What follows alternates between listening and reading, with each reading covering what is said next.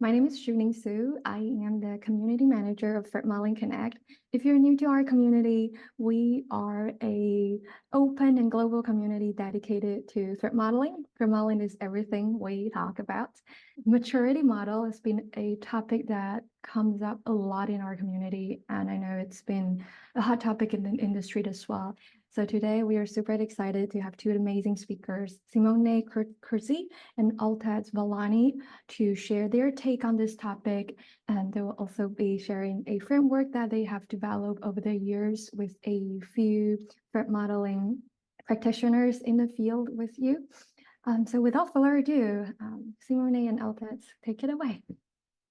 Thank you very much, Shuning. Appreciate it. And thank you, everyone. Welcome to this masterclass here.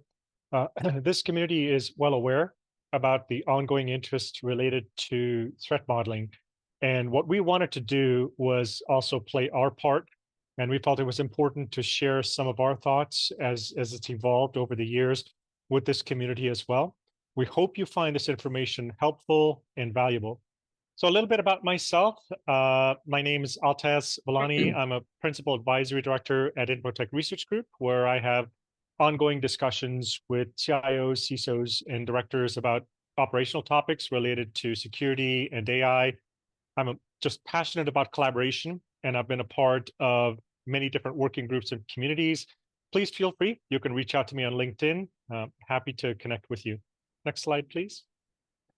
And hi, I'm happy to be here with you.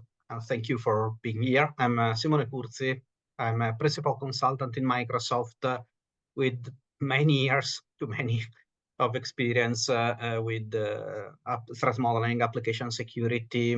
I've contributed to various initiatives, including the writing a book on how to design and implement secure solutions on Azure with Michael Howard and Eric Gantenbein, various contributions to the various communities, conferences, and I'm also the author of a threat modeling tool called Threat Manager Studio.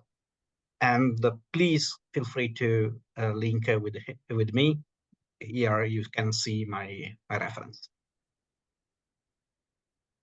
So today, what we are going to discuss. First of all, we are going to get a look about this paper that we wrote some years ago related to how to evolve threat modeling. In that paper, you will find our proposal for a maturity model for threat modeling.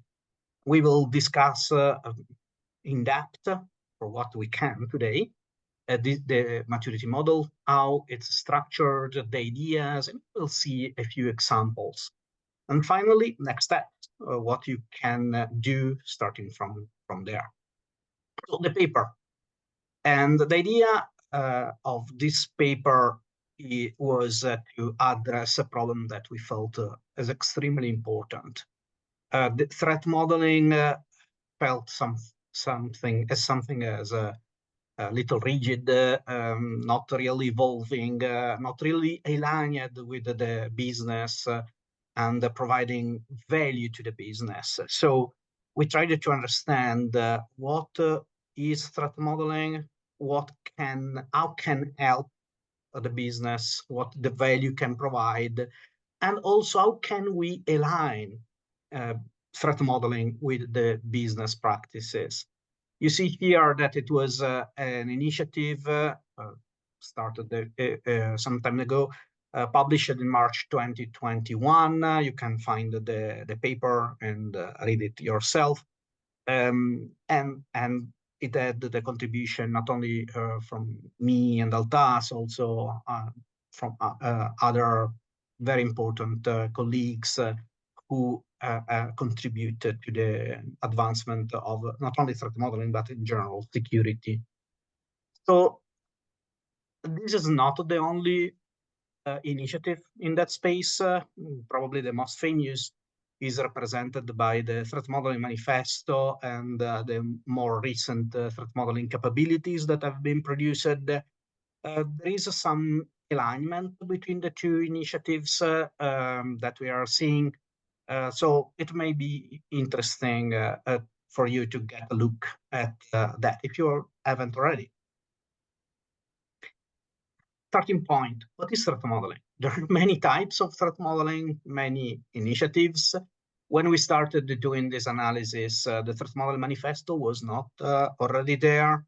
So we started asking ourselves, what is important? And for us, the definition is that threat modeling must be a process to understand a system, to understand how that system can be compromised, what are the attack vectors to that system. And very important, each of those attacks may cause a loss, represent a risk for the organization. If there is not a possibility of a loss, there is no threat, it's not important. And if there is a problem, if there is a potential loss, then we needed to do something to reduce that loss at a level that is acceptable. And this is exactly the role of the mitigations. So if you put everything together, you see that this could represent a good definition of threat modeling, and that at the same time, it describes the most important aspects that must be present, the link between threats and mitigations, but mitigations are the core at the end.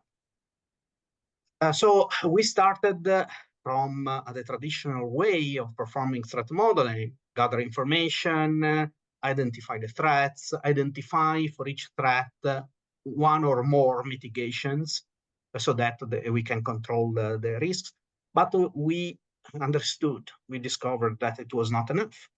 Well, there are many additional activities. First of all, not all the mitigations identified are necessary. Some of them could be on top of others, and when you have many mitigations, you may have diminishing returns. So what is the real recommended set of activities to do? This assessing the mitigations is a key topic because we cannot do everything. We must focus our limited resources on what matters.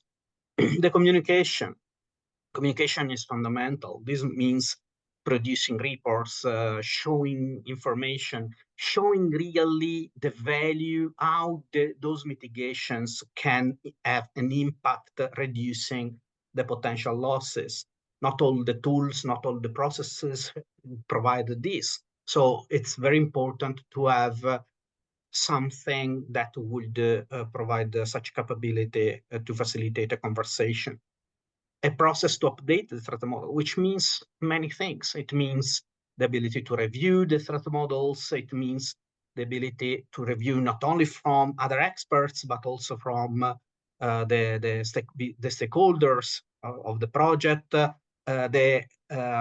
using this feedback to improve the threat model and have a process to continuously improve itself. And again, threat modeling should be an activity that brings learning, continuous learning. When you do that, you learn that you're missing some piece of the process, or you're missing some learning related to the services that you're threat modeling. So it's a continuous opportunity for you as a threat modeler to be better, and also an opportunity for the system, for the organization to have an improved process. So the term continuous improvement became very clearly the focus, the center of our initiative.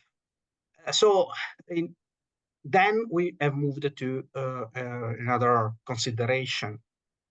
Do we have a single way of representing threat modeling, or is that something that is really category? And of course, the answer is there is no single tool. There is no single methodology. We have Stride, we have Pasta, we have tools that focus more on automation. Some tools even do not have any possibility for the threat modeler to provide anything. They are just automation, knowledge base that generate the threats and identify the mitigations. And you just provide information about the system that must be analyzed. There are different approaches. Are we focusing on the type of attacks that can happen? Who is the attacker, the capability that the attacker has? Or are we focusing on the assets that we are protecting, and different objectives, also different goals. Is there the need for threat modeling for regulations or for compliance? Or is that because we wanted to integrate this process with a bigger risk management process? Are we trying to understand also, based on the various systems and how that they are tackled, are we trying to understand what is the threat landscape, how things may happen? So given that there are those so many different approaches, what is the best approach? Now that was the question. And after we discussed this, we tried to identify also what are the problems that we are facing as practitioners, because many of us in that group were and are practitioners working with the threat modeling on a daily basis. And the first one, again, is automation. Automation is a great tool, but can be also a great problem. Sometimes with automation, you rely entirely on that. You are turning off your brain because there is the tool that provides you all the analysis, and this is dangerous. So we must have a balance there. Or threat modeling with a siloed approach. So I am, for example, an identity expert. I analyze the system focusing on the identity or on the operation, if I am an operation expert. And others will do similar activities. Or another problem related to the siloed approach is that the threat model in many cases is seen exclusively as a responsibility of the security team without extending the analysis then to the involving the application development team and so on. In many cases, we have seen too many situations. We have seen diagrams as being the threat model, and that's not it. The diagrams are a way to express our understanding of the system, but then we need to go beyond that to really identify how the system can be compromised and what we can do. So they are just a part of the threat model. Processes, threat modeling processes, static. So they are something that is crystallized in a moment, and there is no principle, there is no process to continuously improve them, which is a huge, huge problem. Trying to implement threat modeling immediately as a perfect system instead of implementing gradually. And this is really, you will see where a maturity model can help, because it shows how you can implement a threat modeling as a process gradually, moving from the current state to the target state, going at greater levels in a gradual way. And another problem that we've seen is the excessive reliance on checklists to to ask questions, to understand the systems. Really, the ability to decompose a system in its components and then having an holistic approach is a key ability, and that's not something that the checklist can support. So with that, Altaz. Now, this entire presentation is predicated on evolving threat modeling. So when we examine the problem, then we asked ourselves, why do we need to evolve? What are those gaps? Where do we think threat modeling should go? And through our discussion and debate, we identified 5 areas. Now, on the left-hand side are changes on the periphery of threat modeling. And on the right-hand side, we identified the specific actions the threat modeling practice needs to undergo in order to retain relevance. So let's walk through these. Number one, project development methodologies are following Agile and DevOps. The emphasis is on collaboration and incremental outcomes tied ultimately to business value. Now, this means that on the right-hand side, threat modeling should participate in working closely with these kinds of teams. Going down to number two, we're seeing emerging technologies and platforms delivering advanced, complex solutions. And this means that new threat patterns, new attack methods emerge, and threat modeling practices should now reflect this. Number three, product release cycles are really predicated on frequent release cycles. We've got MVPs that are coming out, and the practice of threat modeling needs to adapt to keep in step with this. So it's not a one and done, but it's an incremental approach. Number four, just as we've got infrastructure codified in software, we have the same thing with security. Tools that help manage this adherence to security regulations and compliance are embedded in the process. That pushes threat modeling discussions to propose mitigations early now in the DevOps lifecycle. And finally, number five, we're seeing leadership teams are interested in threat modeling in order to identify the relevant security and privacy controls that we need to put in place. And these are based on identifying organizational risk. And you'll hear this come up repeatedly as we go through the maturity process itself. Organizational risk and managing the controls in order to mitigate those risks. So threat modeling likewise needs to consider risk and business value. It's not just a technical capability that we're looking at here. Next slide, please. So once we identified this gap, then we pushed further and we tried to look for key principles that embody what threat modeling should be. So we're trying to envision an ideal state here. And we landed on certain principles. The first principle is layered threat modeling. And here we have contribution from experts and non-experts. Each one has a distinct perspective on this. And we have the same concept that we can pull from a page in enterprise architecture modeling, for example. So for example, we have security teams and application developers working together to capture threats and mitigations from their perspectives and define this as layers.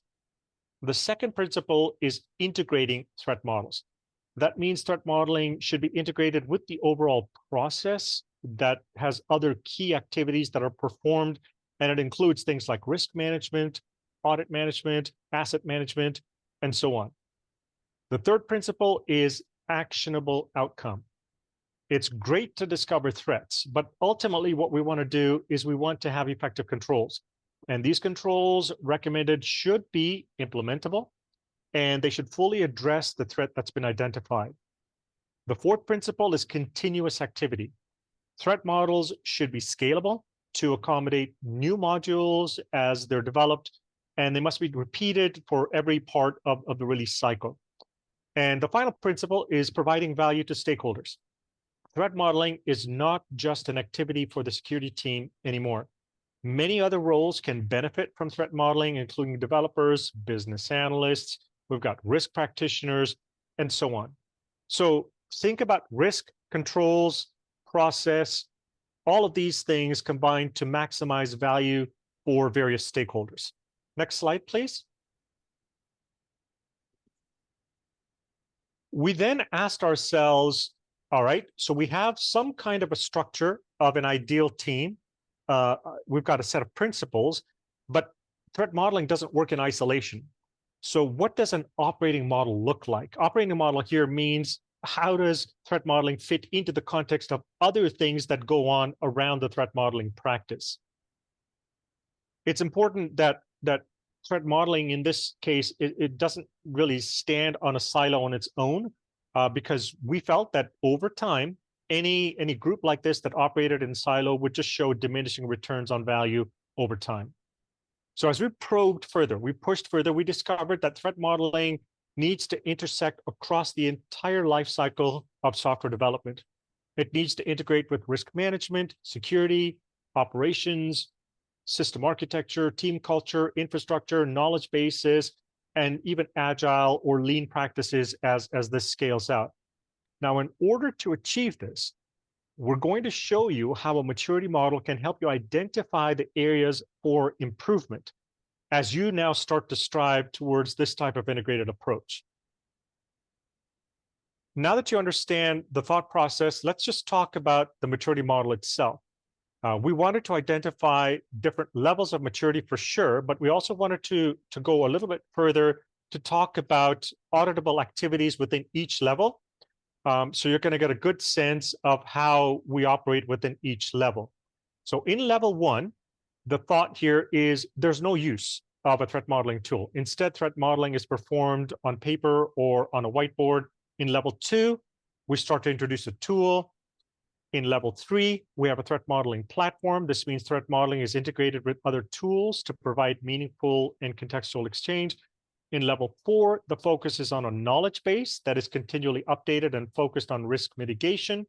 And it's important as you look at this to realize there's no right or wrong in this.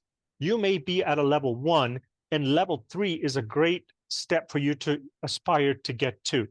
So it's important from any kind of maturity aspect that you consider that the goal is not that everybody should be at the level 4. Next slide, please. Okay, now in the previous slide, I talked about the different maturity levels.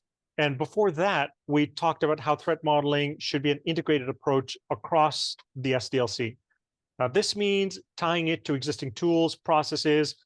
Otherwise, as I'd explained before, threat modeling just diminishes in its returns over time. So as we drilled down into each of the maturity levels, we wanted to think about the tools that would be essential at each level as well.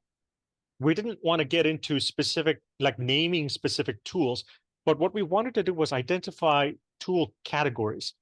And this list represents what we came up with. Now, some of these tools should be familiar to a lot of people. So for example, we've got issue tracker, event and monitoring management, incident response, and so on. But as we started to progress through this, we also found that there were some gaps. So you'll see some things that are a little bit different. For example, static threat model analysis tool. Here we found the need for a tool to analyze a model for integrity. Another one is dynamic threat modeling, where we've got dynamic threat model analysis, where the analysis is actually simulated in the tool itself. Now, for the purposes of the presentation today, as Simone alluded to, we're not going to be able to go through each tool category. Instead, what we're going to do is we're going to lift a few of these and share with you. And you're welcome to download the full maturity model and just peruse that at your leisure as well. Next slide, please. Yeah, if I may, I would just want to add here that you may notice that some of those categories are linked with the integration with other external tools that are included in the enterprise tools or processes. Some of them are capabilities of the threat model process, like, for example, the threat categorization, such as CWE codes. That's the capability you need in some way to categorize the various threats that you identify, and that addresses that need. It's a capability. A similar topic is for the static threat analysis, threat model analysis tool. That's a capability. It's not an integration with a different tool, but as we will see, it's about adding ability to the threat modeling process and tool to identify, to evaluate the quality of the threat model. Good. So let's start with the first example. So here, what we do is we take a look at application and services. So for a level 1 maturity team, this inventory correlates to assets in the threat model. There is an owner for each asset. Discussions over a whiteboard can take place and can happen with the owners. Now, what we've done in the white paper itself is we've even given you specific audit questions that you can ask for each of these levels, but it just made the slide too complicated. So we're just going to give you a sense of what are some of the activities that occur within each of these levels. So for level 2, we use a threat modeling tool now to establish some clear relationships across assets in that inventory. The inventory can provide as code artifacts, which the tool can then ingest and inspect. Then we get to level 3, where we've got a platform. Here we move towards this integrated approach, where we start to introduce things like data exchange, looking at how we can pull in CWE, CVE related information. We share incidents, and the ownership now extends to include not just primary, but secondary stakeholders as well. And then we get to level 4, where the focus is on risk. And the discussion here turns towards risk assessments, and business stakeholders are included in this kind of contextual assessment as well. Next slide, please. Yeah, again, sorry. Mhm. On these, I would want to highlight that level 4 is typically linked with the continuous improvement process. So when you arrive at that stage, your organization has implemented the process to learn from the experience and then to automatically or semi-automatically improve the process and tooling. Okay, so we move on to the next example here, which was application and the infrastructure architecture here.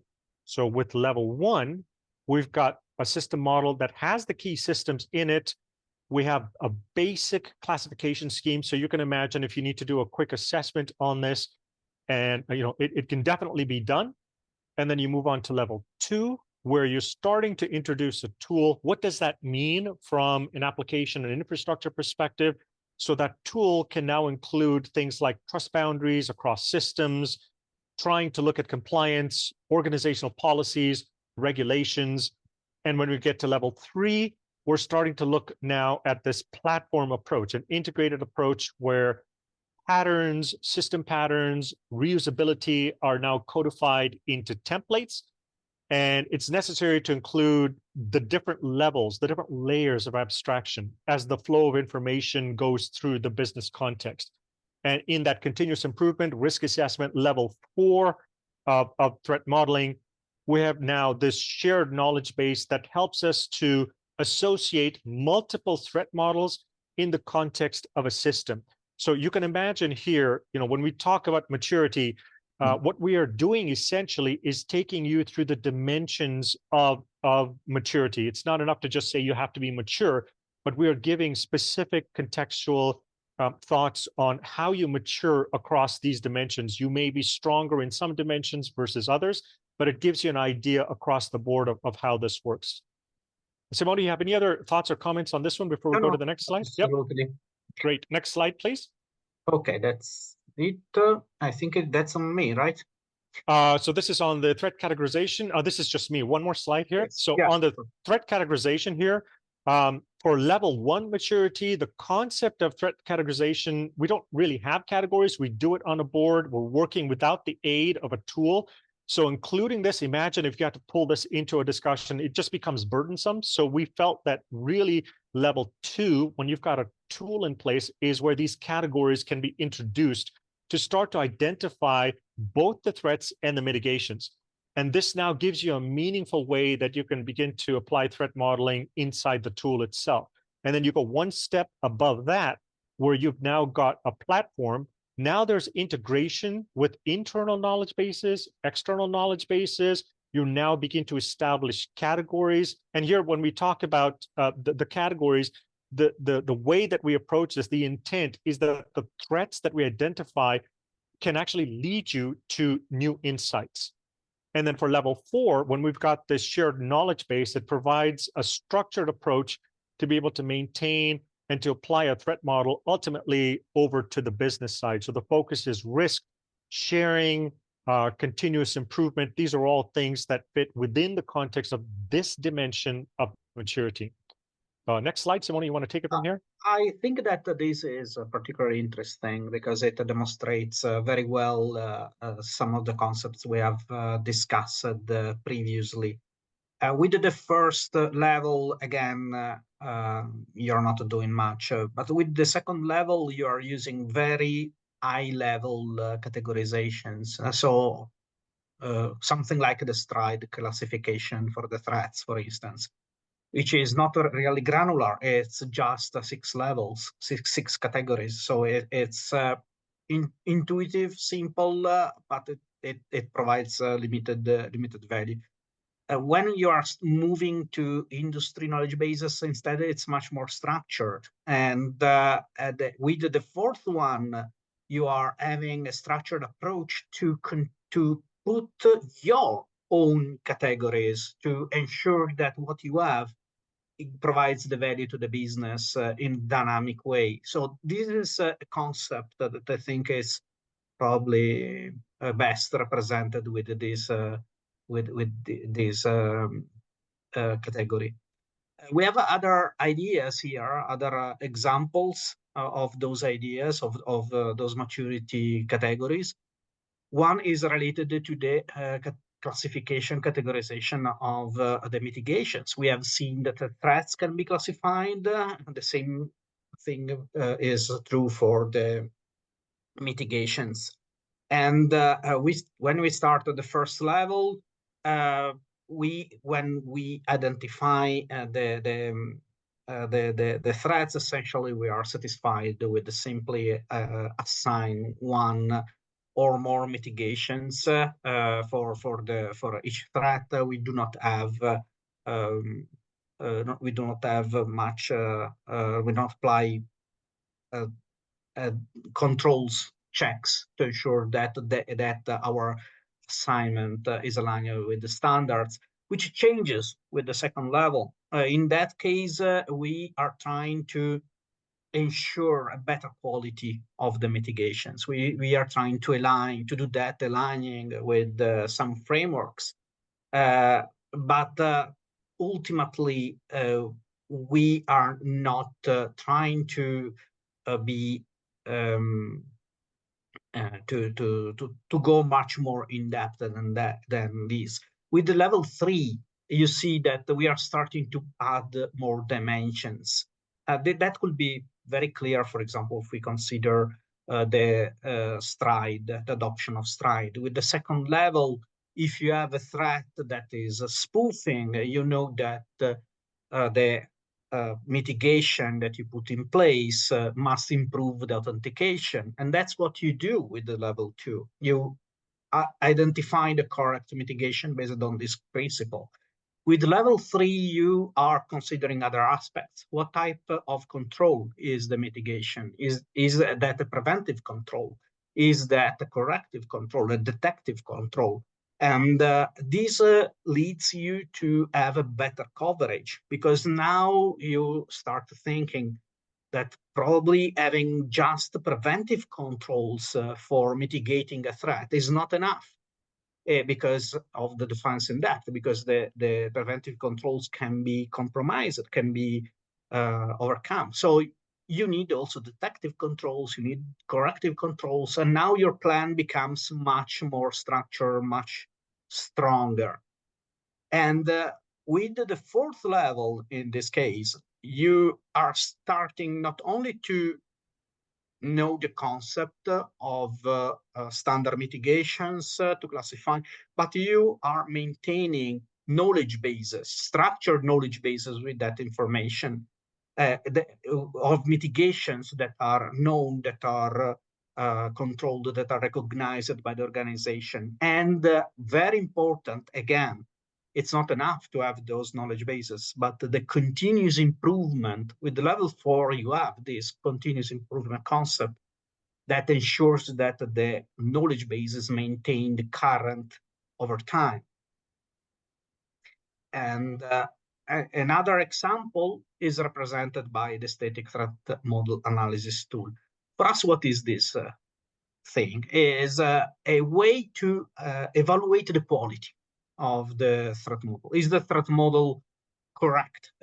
Do we have perhaps elements that are missing? A classical example is a data sink. If you have a store where you put data and nobody consumes the data in that data store, you have a problem. So you may define a quality rule saying, okay, if I do not have a flow to read the data from that store, that's a problem that I have. So we can go a little beyond this simple concept through this maturity model. For example, with the level 1, we just try to ensure that we are covering the basics. We are covering the threats that are most common, the top 10. Are we covering them? Yes, good, we're done. The threat model is fine.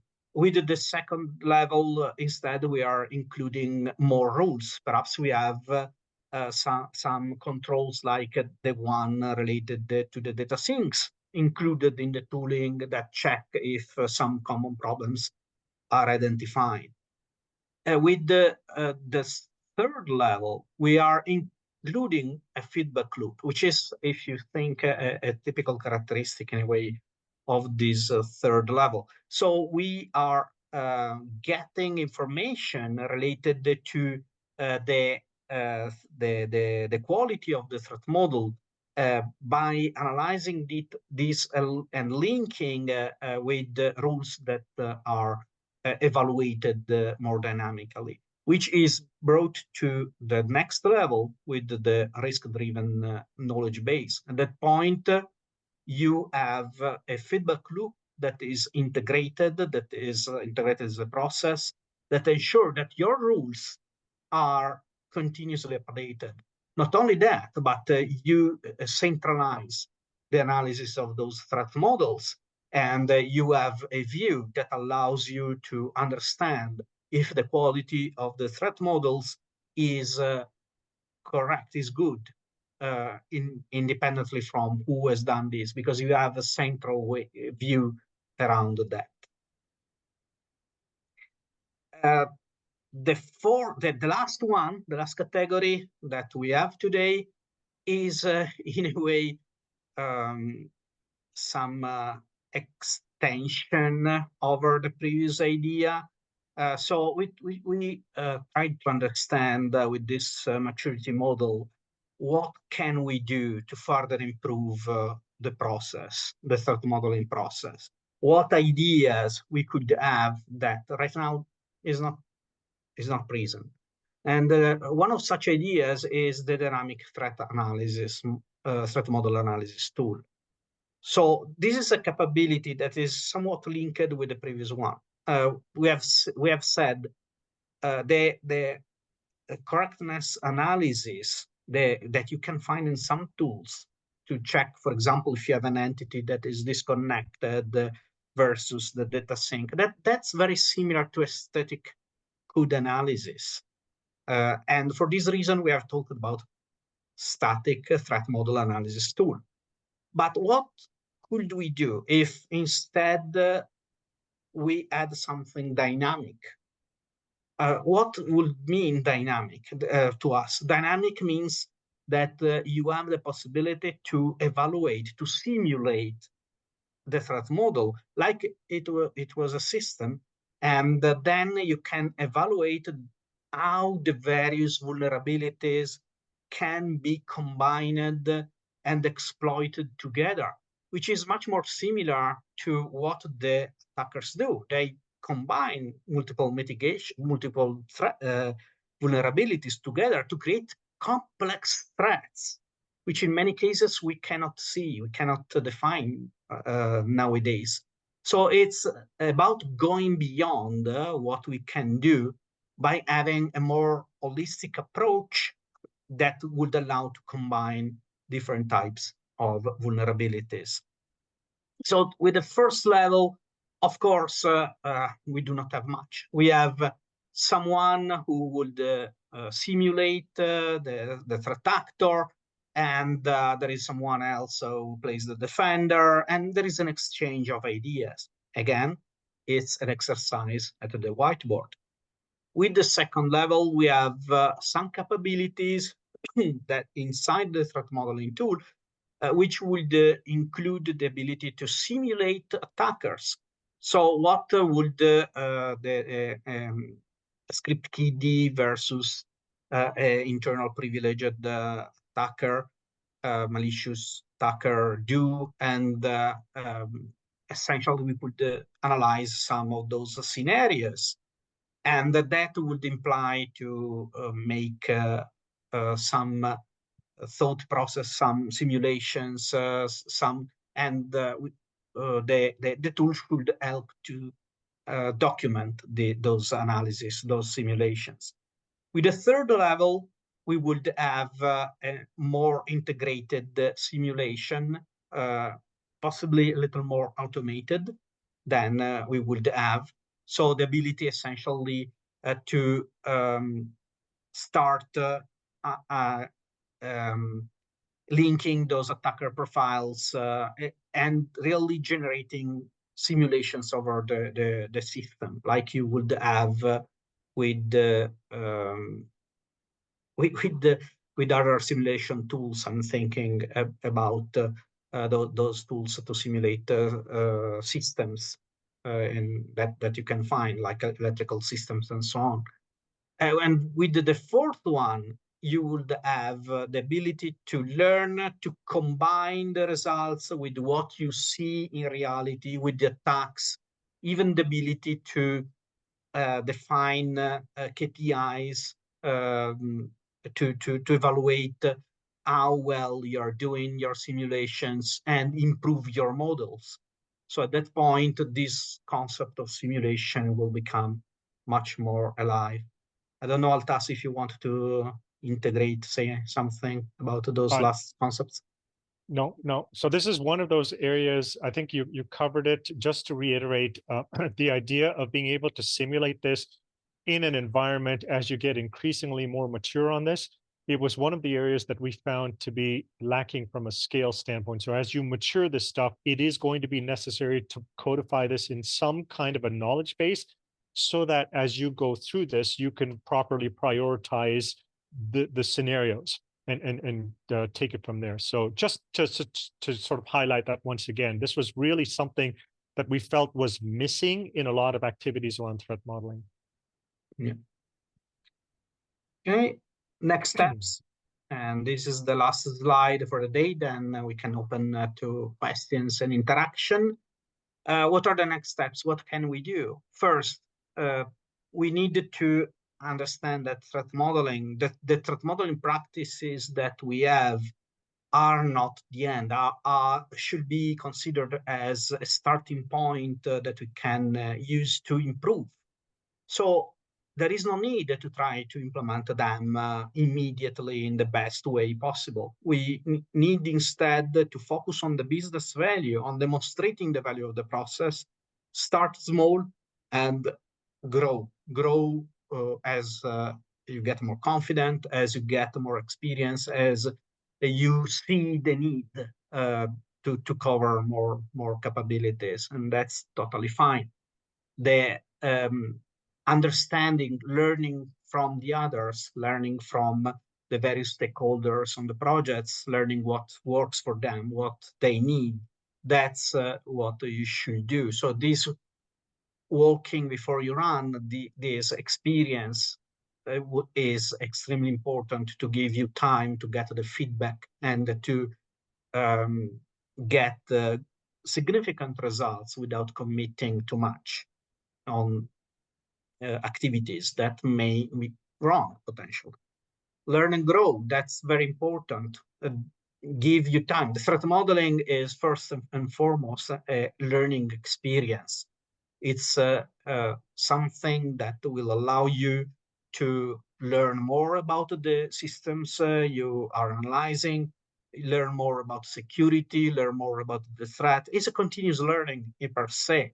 So give you time to do that. Start again small and standardize. So grow, ensure that this experience that you are creating, that you are getting, is not lost, is a value that can be then provided to your organization. Another important aspect, the concepts that we have seen here, but in general, threat model, they are something that you must make yours. It's not important if someone has already applied them. Those processes, those concepts are not necessarily working for you.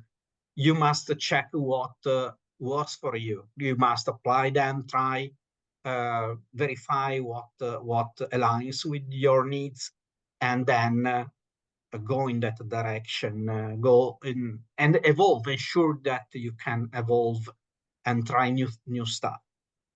You are not alone with threat modeling. This is something that it's very, very clearly stated in the threat modeling manifesto.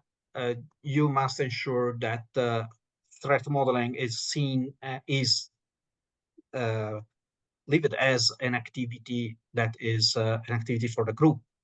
As a threat modeler, you may lead the activity, but ensure that everyone can perceive the value, can provide, contribute to the value, and grow also on the experience. And fifth, you can do good threat models only if you give you time to learn how to make them. Nobody starts from already having all the answers. So do that. Give you time and the possibility to make mistakes. Collaborate with others. Use the possibility to have others providing feedback. So ask also for comments and contribute to the industry. If you see something that works for you, let us know. And initiatives like this one that we have had go in that direction to share with the community so that we can create something better and bigger together. Altaz. Yeah, I think I just wanted to, I was waiting until we got to the end of the presentation. Many times when we talk about the maturity of anything, in this case, maturity of threat modeling, the emphasis is largely on maturing just the practice itself and helping us get better at what we do. But there are other things to consider. And I want to lift out number 2 here. When you go through this maturity process, you will identify where you are today and where gaps exist for where you think you would like to be in the future. That gap represents opportunities for people who are training people, bringing them along so that you can mature continuously to get to that next level. And in so doing, the purpose of the maturity model becomes a vehicle for you to build this culture where threat modeling is embedded in the things that you do. So going to the diagram that we had, where threat modeling is at the center, and you've got all these peripheral practices around, this is what it needs to look like. Threat modeling cannot be perceived, nor can it operate in a silo on its own off to the side. What it does is it contributes meaningful value to all these other teams, and vice versa as well. What we hear from operations teams can help us from a threat modeling standpoint. What we hear from developers can help us from a threat modeling standpoint, and so on and so forth.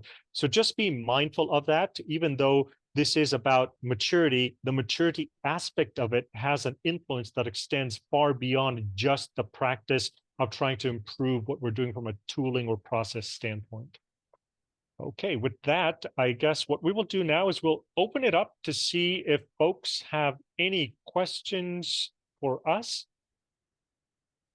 Yeah, there is the question about where the paper is, and I see that Shoning has already shared. Okay, we also have a bit.ly link to that available There is for folks. yes, a bit.ly link at the start. Let me go there. Please feel free, just continue to reach out even after we're done with this presentation as well. If you have things that you're working on, if you want to talk about things, by all means. We've approached this very much from a community perspective. The white paper is there. We are planning to continue to evolve this. In the meantime, there was great work that was put out there. We had the manifesto. We've got the capabilities and competencies now as well. So we're all working on this thing, driving towards the same perspective. where we want threat modeling to become increasingly valid and just more important, and being able to influence a lot of other things that are going on. And we have actually seen, I'm sure this community would know, that there are, even on the regulatory side, starting to emerge aspects of threat modeling where it becomes important. And the minute it touches on the regulatory side, this now becomes very important, very pertinent to folks on the business side, because it has a meaningful impact on the ability to take a product or a service and make that available to people in a regulated environment. There is a question, are you planning to integrate the capability model into your work? Yeah, so I can offer my thoughts on this. We've had a discussion around this. We took a look at the capability model. We were thinking about something similar. So it makes sense for us to integrate with the efforts that are going on with other communities as well. So yeah, I mean, at this point in time, nothing precludes us from doing that effort and moving it forward. We are also planning to see if we can enhance the existing white paper that we've got to take it to the next level on being able to look at operational activities. That's some feedback that we received on that as well.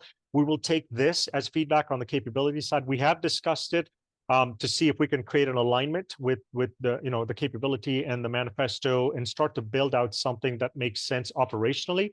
If you've got any additional thoughts or feedback as a community, please offer your thoughts. We're definitely willing to consider those things as well. Yeah, also it will be great to have a collaboration on those topics because Yep. with the team and with the community at large, because we are talking with the paper we have provided a first set of capabilities, of ideas. We didn't want to, we didn't try to cover everything. That will not be possible because simply the understanding about threat modeling, about the scenario where it's required is a moving target. So having more people, more experts, more colleagues contributing will be essential to ensure that the quality goes up for this initiative. So Yeah. we are more than open and willing to create a collaboration opportunity based on this. Yeah, reach out, reach out. We cannot overemphasize the community aspect of this. We're all learning from each other. This just happens to represent something that we were thinking about. We put it out. We've shared it with other communities. They seem to be responsive to this. So we think we're on the right track to do something around this when it comes to maturity, not just claiming maturity, but giving concrete examples of the activities and the audit questions that may emerge from that as well. So if you've got other thoughts, if you see gaps in this, if you see directions where this might actually prove to be valuable, I mean, this is community, right? Feel free, inject your thoughts, let us know. There is another question. How Mhm. do we join your working group? The best way to do this is reach out on LinkedIn at this point. We're a fairly small working group. It's an informal working group. We have a regular meeting cadence. But yeah, just let us know, connect on LinkedIn and say, hey, I'd like to join what you guys are doing. We generally meet on Fridays on a weekly basis, and we share thoughts. And based on those thoughts, we then go in and start to operationalize and put things out that we hope will be helpful to people in the broader community. So again, there is a way to do it right now. Just reach out to us and we'll take it from there. We have discussed going to something a little bit more formal. We're still a small group at this point, so these are just our thoughts. So please feel free.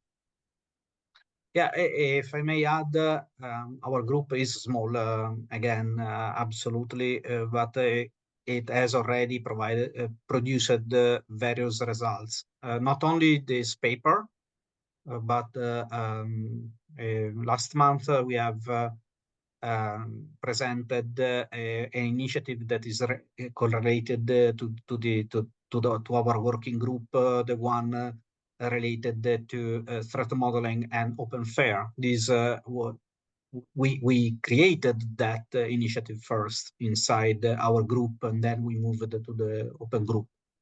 So many times we discuss threat modeling, security in an open way between us. It's a very friendly environment to have those discussions first and foremost. So you are absolutely invited to join us. Yeah, And yeah, I just want to, yeah, I think from an operating model standpoint, like if folks have other communities that they're a part of, and you're thinking, hey, can you come over and just collaborate, just as we've done with folks at the Open Group. If you've got other communities out there, I mean, reach out to us. The best we can do is just offer our thoughts in this thing, and then let's see what we can do to improve this practice over time. Our focus is on the threat modeling practice itself. And threat modeling is connected to risk. So we sometimes find ourselves moving into discussions also involving risk, for example. So if you've got, communities in that space as well, and you want to talk about the connection between threat modeling and risk as well, please feel free, reach out. Let's see what we can do. Hopefully this has really been helpful, at least given you a sense from a maturity standpoint, the way we've approached it. Any other questions, any other thoughts? Please feel free while you have the time. Yeah, I am monitoring the Q&A section. It seems that we have answered all the questions that come in so far. Yeah, so folks, if you have any last minute questions, feel free to post them there, or alternatively, feel free to post them in the threatmodelingconnect.com in our forum as well. Yeah, those Altaz and Simone are members of the community, so yeah, they can also answer your questions there. absolutely. Well, big thank you to the threat modeling community, threat modeling connect community. Just thank you for organizing this. Thank you for inviting us to be a part of this, and thank you all for just coming in and participating and taking time. So let's keep this going. Absolutely, awesome. So Thank you very much. Absolutely. I'm, by the way, a member of the threat modeling community. So if you have anything, please reach out to me from the Threat Modeling Connect community forum, etc. And I will be more than happy to discuss the eventual questions and everything. Wonderful, thank you. Yeah, we just got a comment. Thank you again for a great session. So yeah, thank you, Altaz. Thank you, Simone. All right, thank you, everyone. We will wrap it up here. Just post in the chat that we are having our March community meetup coming out at the end of this month. The topic is around enhancing your threat modeling efforts process using security testing. And we're excited to have practitioners from Mercedes-Benz Tech Innovation Group to share their program. So the registration link is in the chat. So hope to see you all there. All right. Thank you, everyone. We'll see you at the end of the month or in the community. Bye.